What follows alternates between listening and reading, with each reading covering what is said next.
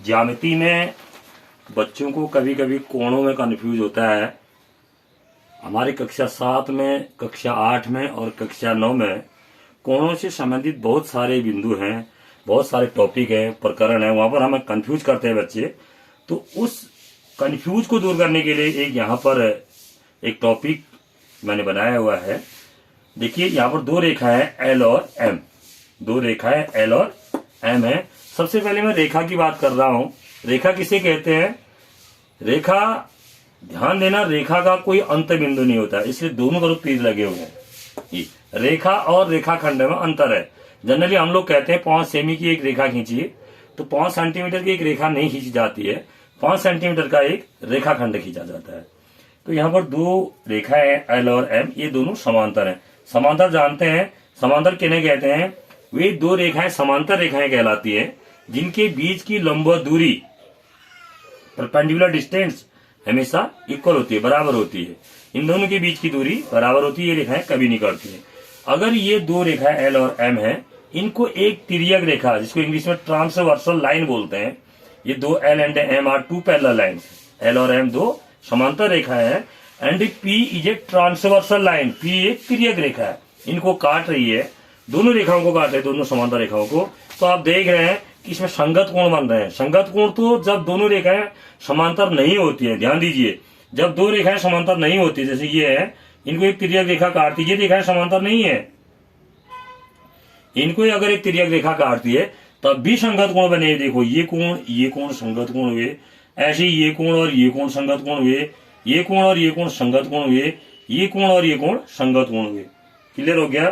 तो संगत कोण तब भी बनते हैं जब दोनों रेखाएं समांतर नहीं होती, यानी कि दो रेखाओं को अगर एक तीसरी रेखा काट रही है तब भी संगत कोण बनते हैं। लेकिन समांतर रेखाओं के केस में, in the case of parallel lines, जब दो समांतर रेखाओं को एक तिर्यक रेखा काटती है तो संगत कोण जो है बराबर होते हैं। तो इसको लिखने की जरूरत, लिख नहीं रहा हूं, लेकिन जो बच्चा इसको पढ़ेगा उसको लिखना चाहिए। अगर दो समांतर रेखाओं को, टू पैरेलल लाइंस को अगर एक तिर्यक रेखा काटती है तो संगत कोण क्या होते हैं? बराबर होते हैं। ये यहाँ पर उसको लिखना चाहिए, संगत कोण बराबर होते हैं। कब होते हैं संगत कोण बराबर? बताओ गुंजन।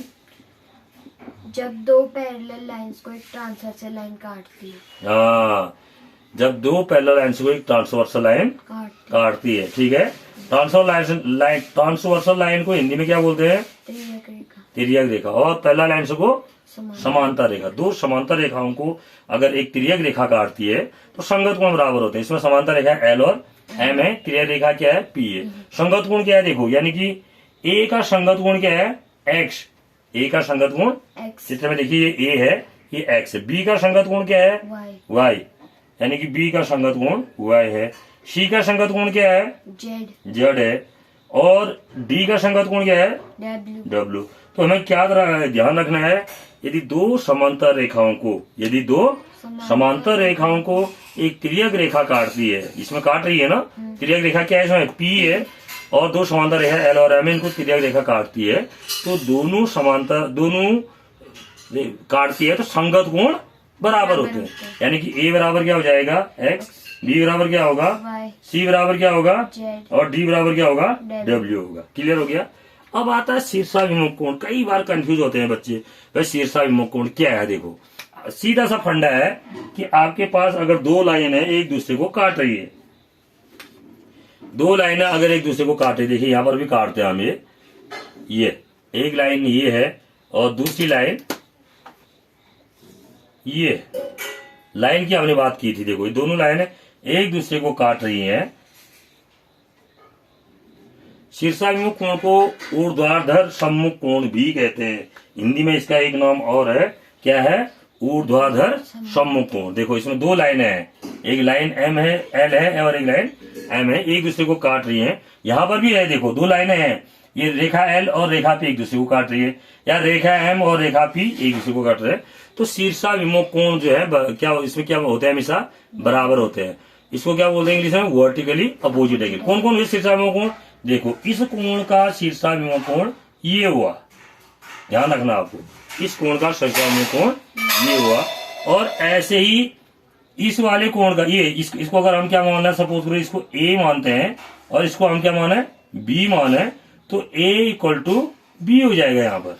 इस केस में, इस चित्र में की बात नहीं कर रहा मैं, इस चित्र की बात कर रहा हूँ। A बराबर क्या हो जाएगा? क्यों A बराबर B? ये क्या हुए? शीर्षाभिमुख कोण। इसको एक नाम और बताया मैंने हिंदी में, क्या बताया? ऊर्ध्वाधर सम्मुख कोण, वर्टिकली अपोजिट एंगल। इसी प्रकार और भी होता है इसमें। देखो एक केस और है इसमें, एक ही वो नहीं हुआ, और भी बना ऊर्ध्वाधर सम्मुख कोण। ये जब दो रेखाएं काटते हैं एक दूसरे को, ये कोण और ये कोण, ये भी बराबर होंगे आपस में, ठीक है। इनको भी क्या, जैसे सपोज करो माना ये x है और ये क्या है? y है, तो x इक्वल टू क्या हो जाएगा? y हो जाएगा। क्या कोण बोलते हैं इनको? ऊर्ध्वाधर सम्मुख कोण होगा। ठीक हो गया? इतना समझ में आया? संगत कोण समझ में आ गया। और स्टॉप करो, ये शीर्षाभिमुख कोण आपके समझ में आया? स्टॉप करना है केवल, है, कट मत करना। शीर्षाभिमुख कोण समझ में आ गया है और उसके बाद संगत कोण समझ में आ गया है।